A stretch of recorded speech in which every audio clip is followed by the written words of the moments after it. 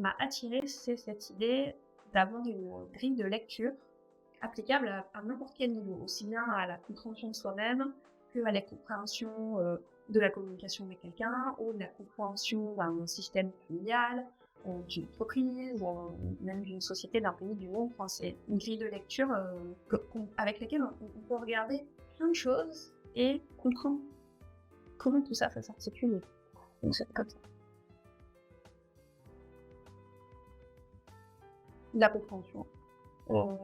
La reconnaissance pour certaines parties de moi que je laissais clairement de côté parce qu'elles n'avaient pas eu de place, que je leur avais pas donné cette place-là, en tout cas dans ma vie. On de découvrir vecteur après vecteur des facettes de ma propre personnalité et de voir comment tout ça s'interfaçait avec le fonctionnement de mon entourage. C'est mieux comprendre les contours de mon fonctionnement pour pouvoir venir coller ces contours avec les contours des fonctionnements des autres. En fait. Donc, plus de fluidité dans la communication, plus de compréhension de moi-même et de l'autre et de l'assemblage des deux. Donc, c'est vrai que pour l'instant, j'en ai une utilisation très auto-centrée, on va dire, mais bon, voilà. On regarde sur mon fonctionnement et sur le complément de l'entourage. Les vecteurs au quotidien, c'est un moyen de faire un pas en arrière et de me dire wow, qu'est-ce qui est en train de se passer.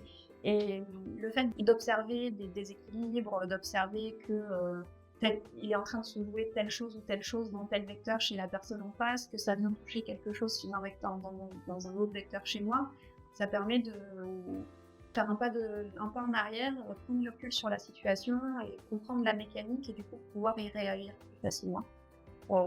Moins s'énerver, peut-être moins prendre la bouche sur certaines choses, avoir plus d'empathie aussi pour la personne en face, ou des fois pour moi. Je suis trop d'empathie pour mon pauvre vecteur anal malmené, ou pour mon pauvre cutané malmené. Et ce que j'ai trouvé vraiment chouette dans l'approche vectorielle, sans donner d'exemple précis, c'est vraiment cette idée que la solution, elle n'est pas forcément collée au problème. On peut avoir des pistes d'amélioration, de soulagement, vraiment d'aller chercher de la sérénité sur quelque chose où on a beaucoup plus... on aurait beaucoup plus facilement accès là dans l'instant. C'est vraiment un énorme avantage par rapport à d'autres grilles de lecture qu'on peut avoir, en tout cas que moi je peux connaître. Il n'y a pas que le constat du problème. Il y a aussi des vraies pistes de solutions qu'on peut mettre en place hyper facilement.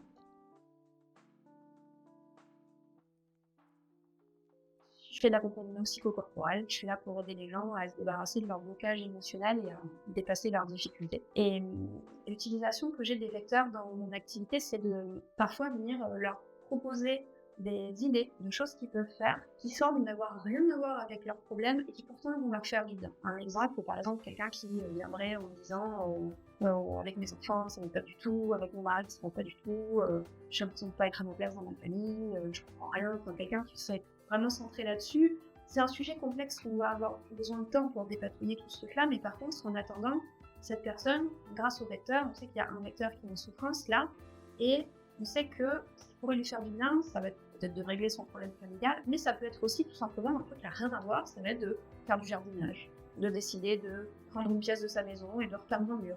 Ou ça peut être aussi de se poser chez soi et de se dire bah ok, je me donne 15 minutes et pendant 15 minutes, je nettoie un tiroir de ma cuisine, mais vraiment je le fais bien, le fond en comble, le moindre truc, je nettoie au fond, et j'ai fait ma tâche. Et en fait, les gens sont très surpris que je leur propose des exercices comme cela, et c'est hyper intéressant de donner des outils aux gens où on dirait que c'est pas logique. Et pourtant, une fois qu'on connaît l'approche vectorielle, on comprend la logique qu'il y a derrière, et elle est vraiment utilisable dans le quotidien. Donc je m'en sers plus pour donner des espèces de petits défis, de petites missions à mes clients. Ils ont l'impression que ça va rien faire de spécial. Enfin, c'est vachement puissant.